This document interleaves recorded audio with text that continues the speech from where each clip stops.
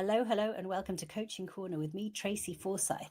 So this last week I did 2 workshops in London and in Manchester on influence, and I think it's really one of those things that if I had to pick a skill that's becoming much more valuable in the modern world every year, it would be influence. I mean, it's always been important, hasn't it? Influence, but more and more important.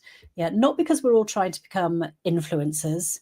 Have you clicked that follow button, etc., but because the way of work has changed. You know, we're leading people we've perhaps never met in person.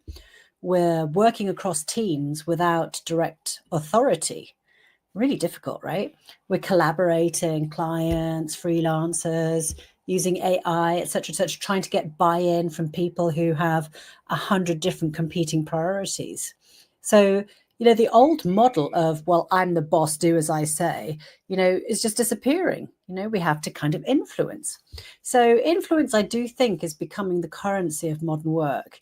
And you know, if you think about it, in a world where AI can generate ideas in seconds, knowledge is not knowledge is more democratized. And, you know, the person in power is not necessarily the one with all the knowledge. It's like somebody who knows what to do with that knowledge. So organizations kind of become flatter, careers are less predictable, you know, so influence is the skill that's going to become much, much more valuable. So what is it? What are we talking about here? So for me, influence is simply your ability to help people feel differently, or to help them feel confident enough to act or move something forward. It's just the ability to make stuff happen, even if people don't necessarily report to you. So it's less about persuasion, although I do think those two things can go hand in hand, persuading and influencing. Yeah. But I think it's much more about trust. You know, people are influenced by people they believe. Unless, I mean, you can have negative influences, obviously. But when you think about the people who have influenced you the most in the world, it'd be interesting. What do you come up with? You know, it might be a parent figure. It might be a teacher. It might be a really fantastic boss who did things in a certain way. Yeah. But it's so the people... you don't have to be the loudest person in the room. In fact, that can be a little bit off-putting. You don't have to be the most senior, and often you don't even have to be the cleverest person in the room, you know. So the people who I think consistently have influence are the ones who are credible, and in my view, kind of generous, calm, curious, reliable. The good news, I think, is that because none of those qualities depend on personality so much, they sort of can be built. They're habits that can be built. I certainly think, well, I try to use my platform for good, my influence for good, or what I believe to be good. But I certainly, I mean, it can come in all any forms. Anyway, so if you want to grow your influence or build it, or thinking, how the heck do I start? I mean, just sort of think about, well, one, do a kind of little test and think, you know, ask your friends, ask your colleagues, you know, how would you describe me? Like, do I have influence? How do I influence you? What are your greatest influences? And I think, you know, the qualities of somebody who's growing their influence are things like this, you know, being interested in others or situations before trying to be interesting. So it's really that kind of absorbing, being curious. The second thing is kind of listen for what is really going on, not just what's being said.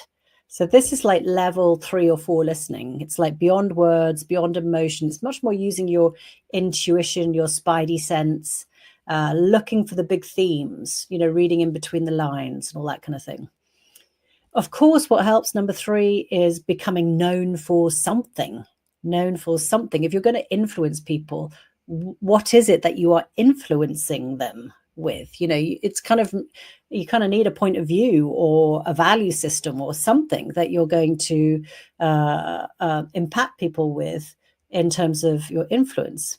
So I do think expertise in certain things is definitely a way to certain types of influence. People often, if you think about your musical influences, if you're a musician, etc., or your influences as an artist or whatever, you're normally thinking about people who've got particular skills. Other things I think, and it just goes into building trust, is say you'll do something and then actually do it. It really, really helps build trust.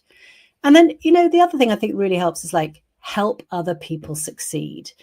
Influence grows when people trust your intentions. And most importantly, probably the most important thing is to have the courage to speak up when it matters. I don't think you need to be the loudest voice in the room, but you do need to use your voice. It's very, very difficult to build influence if you are not visible or not audible. So it's really showing up and having the courage to say something, to put your point of view across. So anyway, if you're thinking, oh yeah, okay, how am I doing, etc., etc., these are some of the questions to ask yourself. When people leave a meeting with you, what do they leave with? Are they taking away something of value, or are they more confused than they started with? Ideally, you want to be thinking, okay, what clarity, what confidence, what commitment, whatever, what have I kind of used in my presence there? In what way has it moved things forward? I like to think about influence in terms of like, were you a good meeting in that person's day? Have you given something to them that might be useful in terms of, I don't know, courage or ideas or enthusiasm, whatever it might be. Yeah. Will they talk about you later on that day? Or would you have just been like, just another meeting that they've forgotten about the minute you walk out of the door? You don't want to be like that. You want to be them talking about you positively later in the day and excited to have met you or seen you. Yeah. So ideally, if they talk about you later, if they share the ideas, if you've made an impact, it's likely that you'll have influenced them.